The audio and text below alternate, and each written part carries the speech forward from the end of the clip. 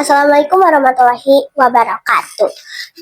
Sampurasun, salam literasi.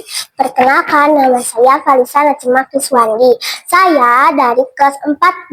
Saya bersekolah di SD Yayasan Atikan Sunda 1 Pasir Letik, Kecamatan Cimenyan, Kabupaten Bandung. Hari ini kita akan mempelajari diskon dan persentase, menghitung diskon, harga akhir, dan keuntungan pada penjualan.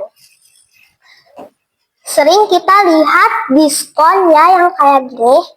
Itu tuh biasanya ada di toko baju, ada di pasar, ada di Indomaret, ada di Alfamaret, semua ada ya. Apa itu persentase? Persentase adalah cara menuliskan sesuatu dalam bentuk per 100. Misalnya jika ada 25%, itu berarti 25 dari 100 bagian.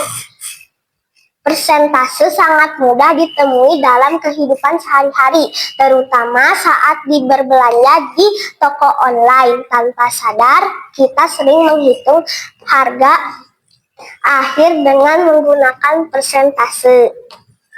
Rumus diskon.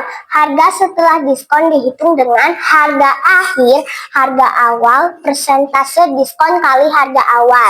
Contoh, harga awal 400.000, diskon 30%. Potongan 120.000, harga akhir 280.000. Latihan diskon. Sekarang bayangkan sebuah tas berharga 200.000 mendapatkan diskon 50%. Berapa harga yang sebenarnya harus dibayar? Yaitu 100.000. Aktivitas kedua, jadi manajer toko. Bayangkan kamu adalah manajer toko sepatu. Kamu ingin memberikan diskon untuk pelanggan. Hitunglah harga akhir setelah dipotong diskon.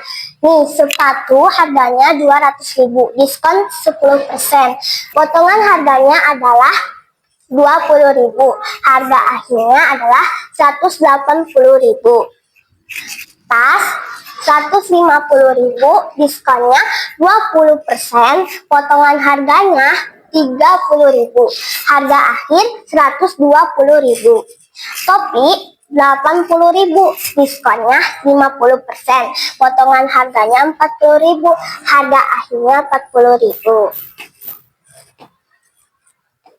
Penutupnya, kita belajar bahwa persentase bukan sekedar angka di buku matematika, melainkan alat yang nyata dalam kehidupan sehari-hari.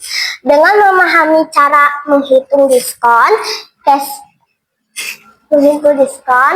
cashback, ongkir, dan keuntungan bisa menjadi pembeli yang cerdas sekaligus memahami bagaimana penjual mengatur bisnisnya. Matematika ternyata hidup di sekitar kita, bahkan di layar ponsel saat kita berbelanja.